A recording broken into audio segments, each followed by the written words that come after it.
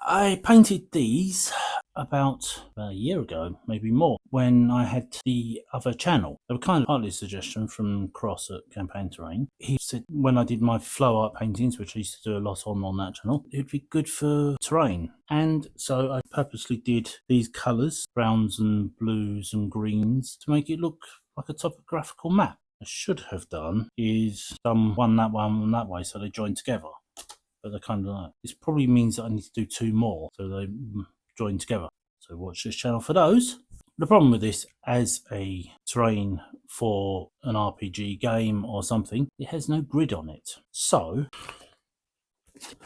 I looked everywhere for clear perspex terrain grids. Everything is opaque. It's got a white or cream background, or it's either a solid picture or drawing on it. The idea is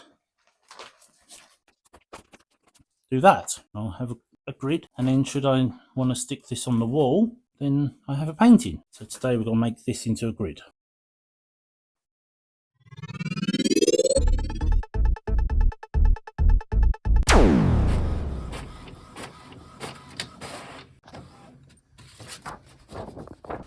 First part, cutting it down.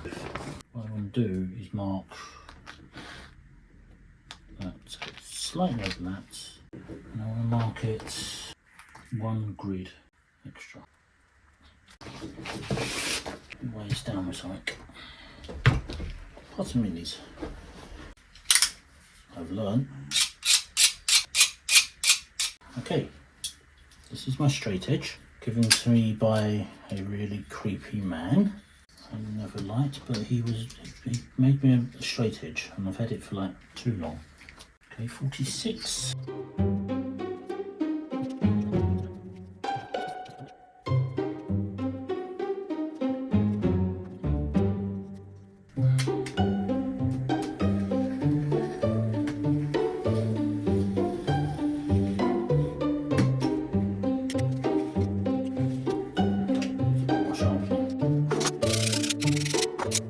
Grinding stone is like, no exaggeration, it's about 100 years old.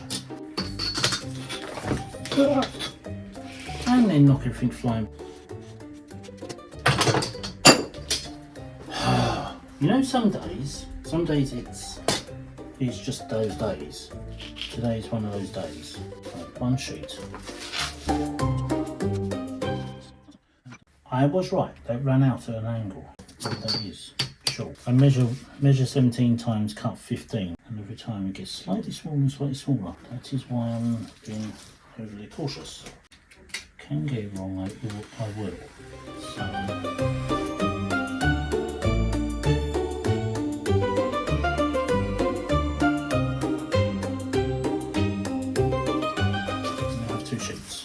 bins I have extra, so if I cut a piece that long, I could end up with a really big piece.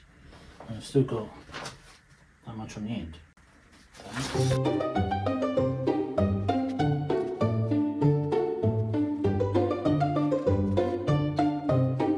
This has got two random circles to indicate the straight edge.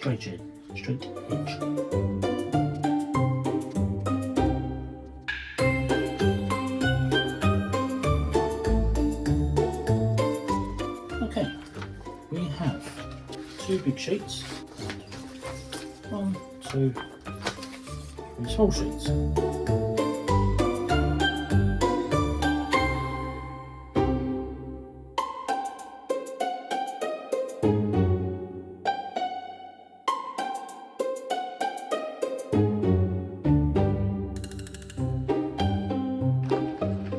that's the reason why it's so dark in here. Right, I've done that much of it, and I have found the magic pen. This is way better than any Sharpie. This is what we call the Korean lock pen. When you go up to the tower, right on the padlocks and bolt them to the thing, they sell you this pen. It's like 25p or something. This is brilliant. It's a really good tip. Does a very nice tidy line. It's a straight line, it's just crunkled. But I've done that much so far. I'm now going to take Madam out in that. Yay!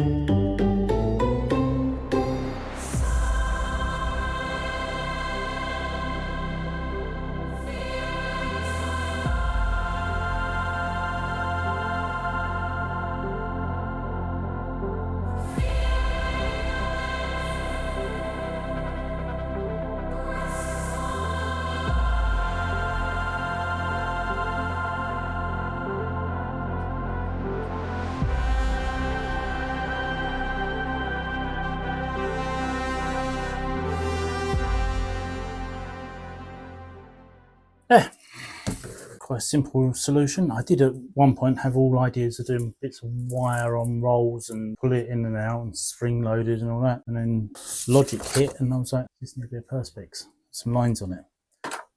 Being, as I said, if you have the capacity to print a grid on some clear perspex and you want to donate some, cool, because it'll be a lot more accurate. There's a few bits where that's clearly 7 centimeters and that's 4. It's a simple enough idea, simple enough thing, it should work. And now Cross's suggestion for terrain battle maps flow art has finally become a reality.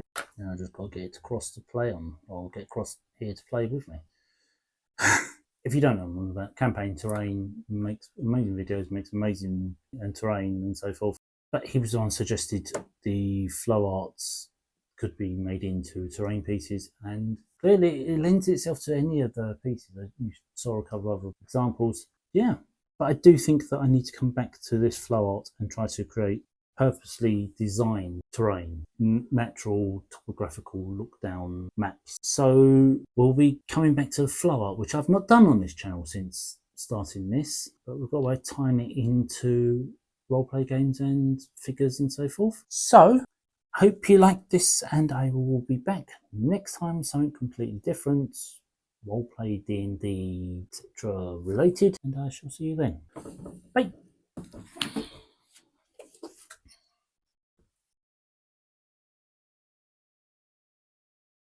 If you have seen more than one of my videos, and this is like the second one you've watched, do me a favour, click the subscribe button down the bottom and it'll go into your subscriptions. If you don't know what subscriptions are and you just go to the homepage and watch whatever comes up, on the side of the screen there's a button that says subscriptions. All the things you subscribe to are there. If you've clicked on something and never seen them ever again, it's because they're in there. YouTube doesn't tell you to watch the things you're subscribed to. So there's probably about 50 videos in there about how to make resin dice or how to cook a blancmange. You know, whatever you're into, it's in there. And if you click this and subscribe to this, then that'll be in there too. Yeah, I'm getting lots of views, which is great. I'm not getting very many subscribers.